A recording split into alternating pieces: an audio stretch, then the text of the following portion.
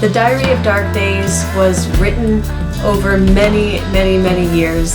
Most of these songs actually started in about 2011.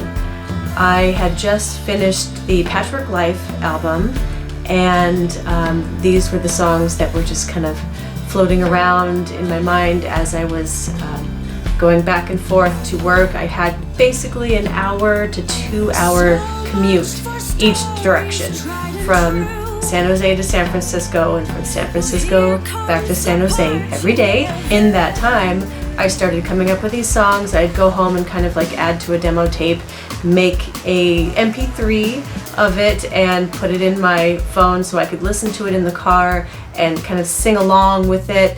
With the demos, I never actually recorded vocals onto the demos. I would just leave them as instrumental so I could play around with the idea of what I want the melody to be, what I want the lyrics to be, and they just kind of solidified on the road, on the 280, every day. And over the years, I've tried working on them off and on, and it generally always ends up being in the car because I'm on my way to another job. And you know, that was really the only music time I had. There are a lot of people that will tell you that, you know, you have to follow your dreams, and if you want it, you know, bad enough, it's gonna happen. And you know, sometimes life gets in the way and you really don't have a lot of time to work on your dreams. When I owned a restaurant, it was about 16 hours a day of having to think about and, you know, do work.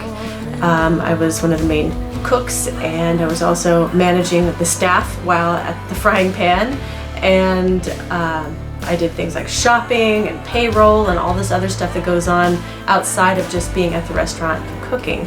So I had no time for music, and when I got home I was exhausted, and it was something that just, you know, really pulled at me constantly. So even if I was cooking, I was still composing in my head.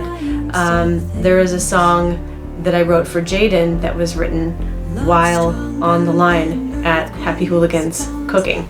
So it was never far from my mind, but sometimes that was the only time I had.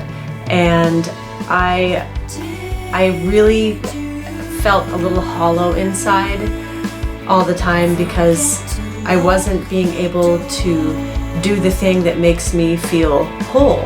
It's who I am. Singing is what I do, and everything else that I do feels like the thing that I'm doing just to help me get to the singing part. And yeah, some of those years were pretty rough as far as that goes.